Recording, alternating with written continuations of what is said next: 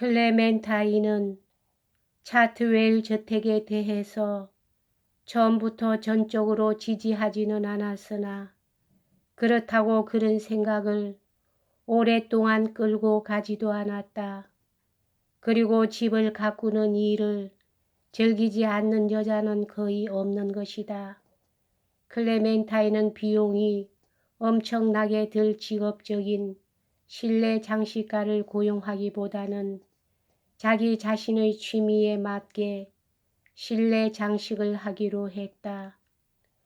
오늘날의 차트웰의 방들을 보면 꾸밈이 없는 소박한 클레멘타인의 취미를 엿볼 수 있다. 클레멘타인은 정원의 크기에 약간 기가 질렸을 것이다. 그리고 정원을 가꿀 수 있는 노동력의 부족이 항상 문제거리였다. 클레멘타인은 나무에 대해서는 신경을 쓰지 않았으나 관목과 꽃에 대해서는 섬세한 취미를 갖고 있었다. 클레멘타인은 이따금씩 양귀비과에 속하는 식물을 아주 열심히 심었으나 살지 못하여 오늘날까지 남아있는 것은 하나도 없다. 그러나 회색 탐으로 둘러싸인 장미원에는 클레멘타인의 취미가 정확하게 남아있다.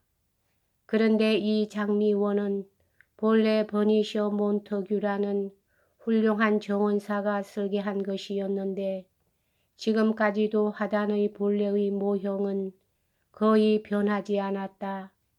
이 장미원의 특징은 네 그루의 자연생 등나무였다. 그리고 측면 주위에는 부드러운 색깔의 관목과 식물들이 혼합되어 있었다. 담에는 장미들과 클레마티스로 덮여 있었다.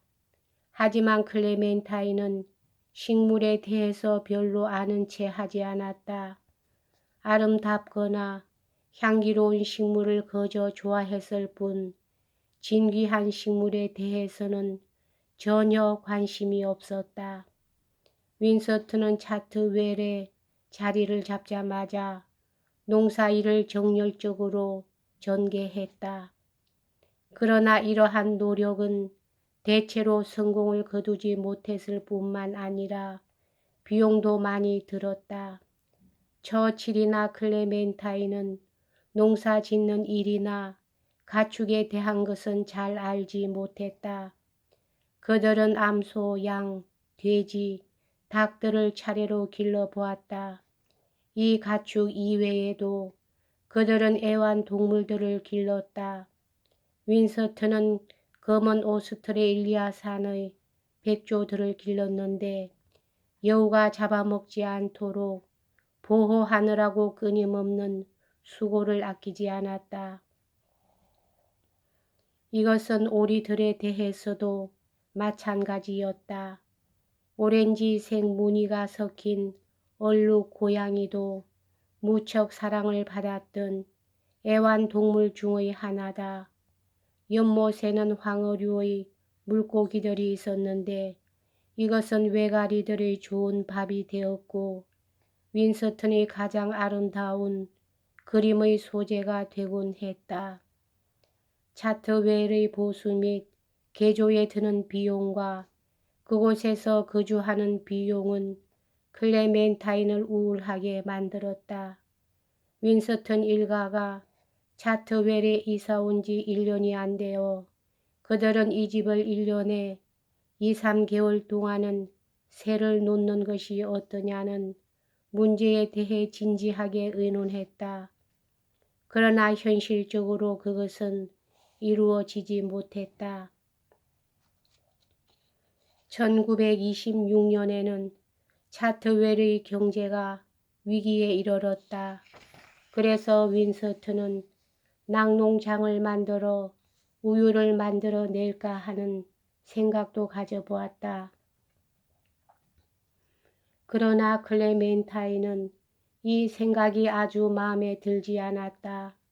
그래서 4월에 클레멘타인은 7페이지에 달하는 자신의 주장을 써놓았다. 즉, 육우를 젖소로 바꾸는 것은 바람직하지 않을 뿐만 아니라 이미 윈스턴과 클레멘타인이 경험하고 있는 문제들을 클레멘타인은 윈스턴에게 다음과 같이 상기시켜 주었다. 당신도 이미 기억하시겠지만 닭과 닭우리는 붉은 진드기와 해충으로 가득 차 있고 한 암돼지는 이들로 덮여 있어요. 윈스턴 자신도 차트웰에서 지출되는 경비에 놀라움을 표시했다. 그래서 1926년 9월에 윈스턴은 클레멘타인에게 가게와 농장 경영에 관한 14가지를 메모해서 보내주었다. 예를 들면 차트웰은 그 다음 여름에는 새를 놓을 것, 조랑말 2마리를 제외하고 소와 돼지 그리고 그 밖의 가축들을 다 팔 것, 술과 담배는 식사 때에만 나오게 할 것 등이 포함되어 있었다. 또한 구두, 약과 윈스턴이 매주마다 입는 깨끗한 셔츠의 숫자에 관해서도 언급되었다. 그리고 잭과 군의를 제외하고는 가능하다면 방문객의 수도 제한해야 한다는 것도 언급되어 있었다. 사실상 윈스턴 가족은 겨울의 대부분을 런던에서 보냈으나 크리스마스와 신년 초에는 차트웰의 방명록에는 11명이 서명한 것으로 나타났다. 윈스턴이 제시한 가정경제 개혁안 중의 몇 가지는 수행되었다. 젖소들에 관한 얘기는 더 이상 들리지 않았고 돼지들도 그 수가 줄어들었으며 차트웰에서의 농장 활동은 분수에 넘치지 않는 범위로 진행되었다. 1920년에 있었던 미국의 대공황으로 인하여 윈스턴은 많은 경제적 손실을 입었다. 이러한 재정적 손실에 대처하기 위해서 윈스턴은 차트웰의 방에서 자신의 서재만 열어두었다. 그것은 주말에 와서 일을 할 수 있게 하기 위해서였다. 클레멘타인은 대부분은 런던에서 머물렀다. 윈스턴은 주말에 대개 혼자 차트웰에 와서 자신이 지은 작은 집에 머무르고 있는 필자와 그리고 필자의 가정교사와 같이 머무르곤 했다. 본래 이 집은 결혼한 청지기를 위해서 지은 집이었으나 불경기에는 유용하게 사용되었고 현재는 차트웰 저택의 관리인의 집으로 되어 있다. 그러나 윈스턴은 오랫동안 절제 생활을 할 수가 없었다. 윈스턴은 차트웰을 구입한 달로부터 여러 가지 일을 하기 시작했다. 예를 들면 2개의 연못을 만들기 위해 작은 시냇물을 댐으로 막는다든가 수영장을 만드는 일 등이다. 또 1929년부터 1932년 사이에 그는 채소밭 주위에 붉은 벽돌담을 만들었고 채소밭 안에는 사라와 필자를 위해서 방 하나짜리 오두막을 지었다. 차트웰 저택의 방명록을 보면 항상 똑같은 이름이 반복되고 있는 것을 알 수 있다. 방문객들은 거의 항상 잭 처칠 가족과 로밀리 가족들 그리고 비니셔 몬터규와 그의 자매인 실비어 헨리 윈스턴과 클레멘타인의 충실한 친구나 동료들로 이루어졌다. 그리고 윈스턴의 미술에 대한 열정으로 인하여 미술가들도 차트웰을 방문했다.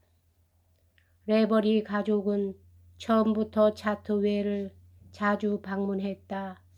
윈스턴이 서부 전선에서 만났던 적이 있었고 화가로 잘 알려진 프랑스 사람 폴마저도 1630년대 중반기엔 차트웰을 자주 방문했다. 그러나 누가 차트웰을 방문하든 간에 윈스턴의 일과 휴식의 계획은 변동이 없었다. 윈스턴은 손님 접대는 클레멘타인에게 맡기고 자신은 아침에는 대개 자기 방에서 일했다. 오후가 되면 윈스턴은 그림을 그리거나 아니면 손에 닿는 대로 집을 손질했다. 겨울 오후와 저녁에는 윈스턴은 카드 게임을 즐겼다. 그는 또한 서양 주사위 놀이를 즐겼다. 클레멘타인도 카드 게임과 서양 주사위 놀이를 잘했고 또 유쾌하게 즐겼다. 식사 때는 차트웰에 있어서는 중요한 때였다. 클레멘타인은 고도로 훈련된 요리인을 데리고 있은 적이 거의 없었다. 그것은 그런 요리인을 채용할 만한 여유가 클레멘타인에게는 없었기 때문이다. 그러나 클레멘타인은 맛있는 음식과 요리 이론에 대해서 많이 알고 있었으며 이 요리 지식을 요리인에게 전달해 주는데 아주 성공을 한 셈이다. 따라서 식사 때에는 음식을 먹고 또 얘기를 하느라고 식사 시간은 오후까지 아니면 저녁까지 연장되는 때도 있었다. 클레멘타인은 이 긴 식사 시간에 이루어지는 대화에 있어서 윈스턴과 경쟁하려고 노력한 적은 거의 없었다.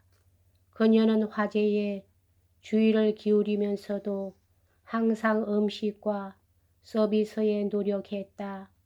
다행히도 클레멘타인은 윈스턴의 이야기를 잘 경청했다. 그러면서도 그녀는 독백 같은 이야기에는 가끔 실정을 느끼고 일반적인 대화로 화제를 바꾸려고 애를 썼다. 클레멘타인은 위트를 섞어가며 재치 있는 대화도 하고 때로는 떠들썩하게 웃기도 했다.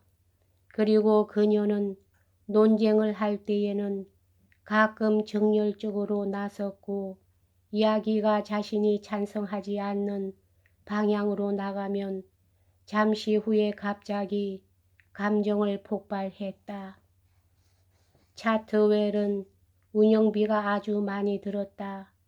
차트웰에서 편안하고 안락하게 생활하려면 집안의 하인이 8명 내지 9명이 필요했다. 다시 말해서 부엌에 2사람, 식료품 저장실에 2사람, 가정부 2사람, 클레멘타인을 위한 하녀 1명, 보모 1명, 잡일하는 노인 1명이 필요했던 것이다. 그런데 차트웰은 클레멘타인에게 불안과 어려움을 갖다 주었다. 위태로운 재정 상태가 클레멘타인의 신경을 마멸시키는 결과를 가져다 주었다. 윈스턴의 낙관주의와 돈이 소요되는 계획들은 클레멘타인을 가끔 화나게 만든 논쟁들의 원인이 되었다.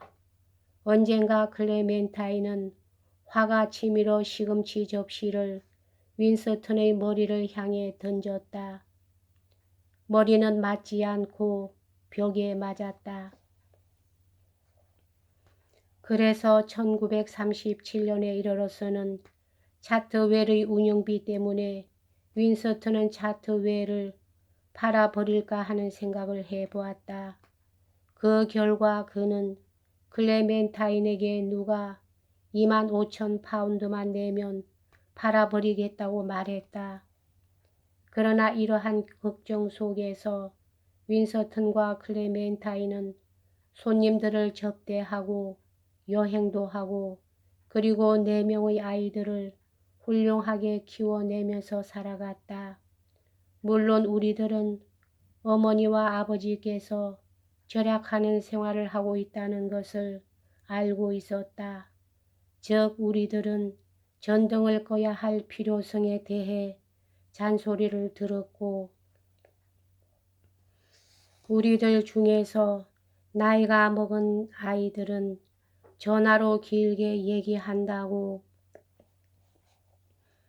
많은 꾸지람을 들었다. 필자가 나이에 들게 되자 어머니께서는 자신의 문제와 걱정을 필자에게 털어놓았다. 그러나 처음에 필자는 어머니의 말씀이 이해가 가지 않았다. 그래서 필자는 필자에게는 에덴 동산처럼 보이는 것을 어머니께서 그렇게 비판적으로 보시는 것에 대해 분개하기도 했다.